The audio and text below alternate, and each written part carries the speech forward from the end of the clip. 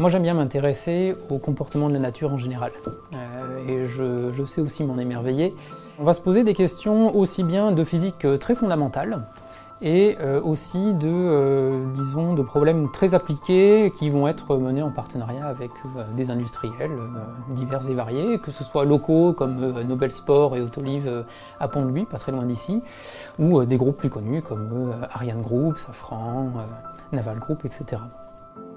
Dans l'équipe Pyro, on va s'intéresser essentiellement à des phénomènes qu'on va qualifier de violents, donc qui vont faire intervenir des phénomènes très rapides, donc sur quelques micros voire millisecondes, des phénomènes avec de fortes variations de pression, on peut aller jusqu'à plusieurs centaines de bars, et des phénomènes avec de très fortes élévations de température.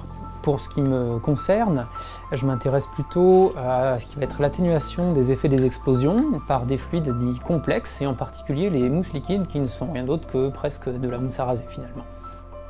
Au sein du laboratoire, on est finalement assez reconnu et demandé, si je peux m'exprimer comme ça, parce qu'on dispose d'un parc de moyens d'essai.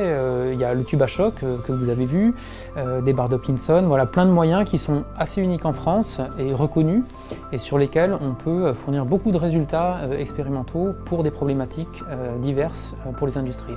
3, 2, 1 et tire! Au tout début, je voulais être simplement enseignant, et c'est à l'université que j'ai découvert la recherche et que je me suis découvert une passion pour ce domaine-là aussi. Et c'est ce qui m'intéresse dans ce métier, c'est pouvoir vraiment jongler entre un aspect et l'autre.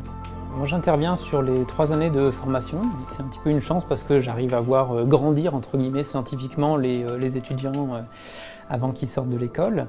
Le but c'est quoi? C'est de faire en sorte que nos étudiants aient toutes les compétences en sortie d'école pour être capables d'intégrer un dispositif pyrotechnique au sein d'un système mécanique de plus grande envergure. Alors les applications sont vastes, hein. On va parler de pyrotechnie civile, donc par exemple un générateur de gaz pour airbag de voiture, et les 2 applications phares que sont la défense et le spatial, avec par exemple la conception d'un bloc de propergol ou d'un moteur pour fusée, ou la charge à munitions d'un canon et toute la balistique qui va bien derrière.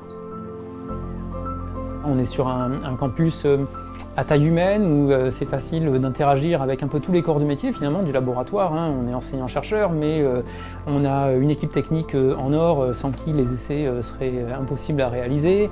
On a tout un personnel à l'école pour le soutien à l'enseignement, à la recherche, voilà, qu'on n'oublie pas et sur lequel on peut compter à tout instant pour faire en sorte que la vie ici soit au top.